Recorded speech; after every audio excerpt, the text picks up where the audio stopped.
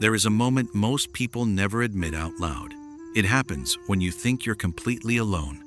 Maybe you're walking down a quiet street, sitting in your room, or standing in the kitchen late at night. Suddenly, you hear yourself speaking. Not loudly, just a few quiet words slipping out without permission. Maybe you're replaying a conversation. Maybe you're explaining something to yourself. Maybe you're asking a question no one else asked. If someone heard you, they might think it's strange. After all, talking to yourself has always carried a certain stigma. But here's the paradox psychology quietly reveals. People who talk to themselves are often not losing control of their minds. They are organizing them.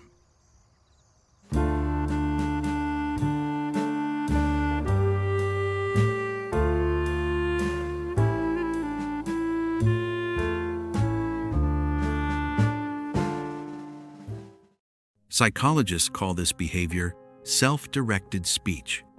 At first, it seems simple, just thoughts spoken out loud. But underneath it lies something much deeper about how the human mind processes reality. Every day, the brain absorbs enormous amounts of information, conversations, emotions, memories, decisions, small details most people barely notice. For some individuals, all of that information doesn't settle quietly. It circulates, it questions itself, it demands explanation. And when thoughts become complicated enough, silence is no longer enough to hold them. So the mind turns to language. You might hear someone quietly say, "Why did I react like that? Wait, think about this. Next time, I'll do it differently." To an outsider, it might look unusual, but internally, something highly organized is happening. The brain is processing layers of thought at once. Cognitive research shows that speaking thoughts aloud can improve memory, decision-making, and emotional regulation. When the brain hears its own reasoning, it becomes easier to evaluate it. Ideas become clearer, emotions become more manageable. In a way, the person becomes both the speaker and the listener. One part of the mind asks the question. Another part tries to answer it. This is closely connected to a psychological ability known as metacognition, the capacity to observe your own thinking.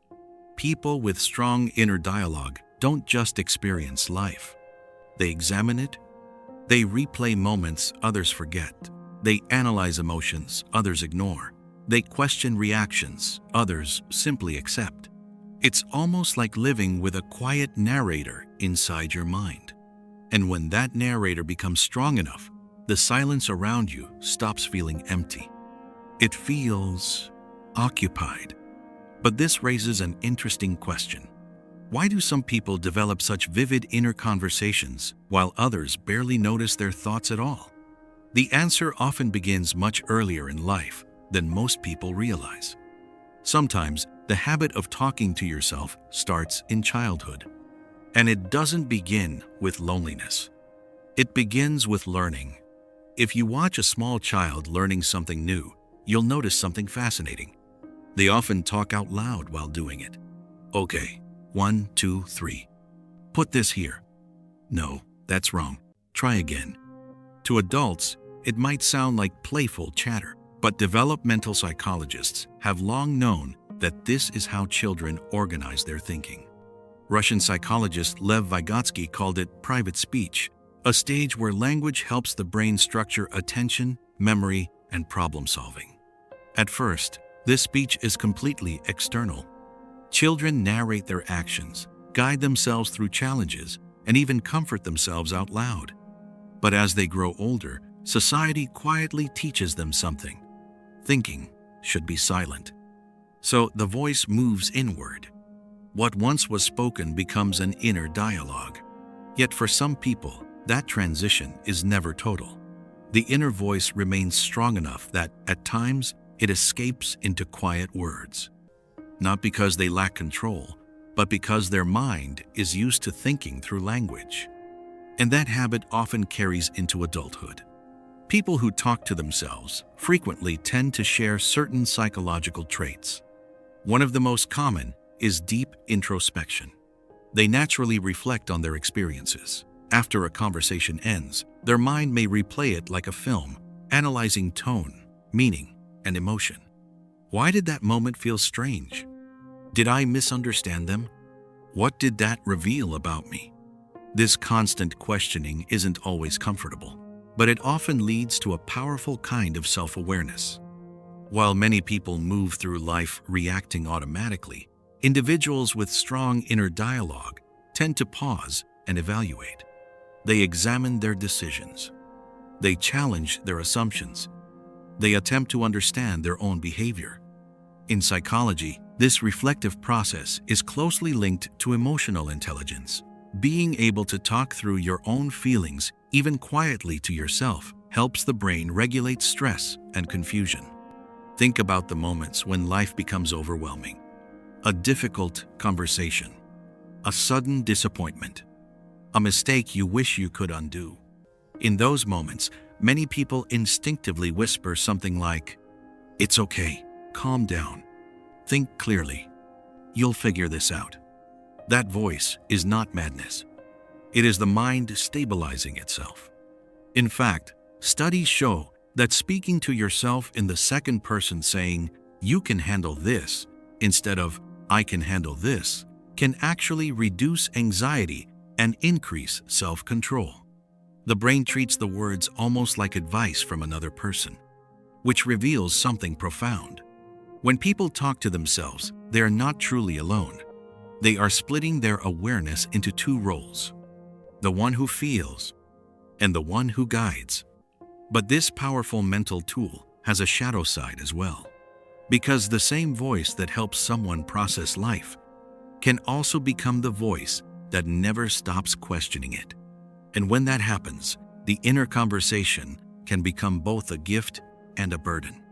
The same voice that helps someone process the world can sometimes become difficult to escape. People who talk to themselves often have minds that rarely turn off. A small moment can trigger a long internal dialogue. A single sentence someone said earlier in the day might echo hours later. Did they mean something else? Maybe I should have responded differently. Why does that still bother me? This constant reflection can lead to something psychologists call rumination, the repetitive examination of thoughts and emotions. For individuals with strong inner dialogue, the mind becomes a place of continuous analysis. Every experience is examined from multiple angles. While this ability can produce insight, it can also create mental noise. Because when your mind is always searching for meaning, it sometimes finds questions where none were intended. Silence becomes filled with possibilities. Every detail becomes a potential explanation. And slowly, the inner narrator begins to sound less like a guide and more like an interrogator. But here is the important distinction. Talking to yourself is not the problem. The problem arises when the mind forgets how to pause the conversation, because the healthiest inner dialogue is not one that never stops. It is one that knows when to rest. Despite its challenges, psychologists increasingly recognize something remarkable about people who speak to themselves. They often possess a deep form of self-regulation. Their inner voice helps them rehearse decisions before acting, calm themselves during stress, and evaluate their own behavior with unusual honesty. In other words, they are constantly coaching themselves through life. Think about athletes before a difficult performance. Many whisper instructions to themselves. Stay focused. Breathe. Just one step at a time. That inner coaching is not unusual. It is the mind turning language into guidance.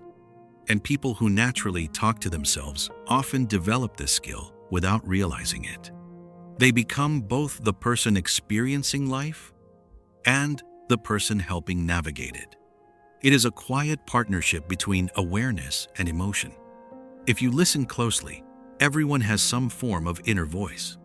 But for certain people, that voice becomes especially vivid. It becomes the place where they question their choices, explore their feelings, and make sense of the world. They may appear quiet in social settings, but inside their mind, entire conversations are unfolding. They are thinking, reflecting, searching for meaning, and sometimes that voice becomes the most honest companion they have. Because the one person who hears every doubt, every fear, every hope is the person speaking inside their own mind. Talking to yourself, then, is not a sign of isolation. It is a sign of engagement with the self, a mind trying to understand itself in a complicated world. And perhaps the real psychology behind it is this: the people who speak to themselves are often the ones who are still curious enough to ask questions about their own lives. And in a world that moves quickly and rarely pauses to reflect, that quiet conversation inside the mind might be one of the most human things we do.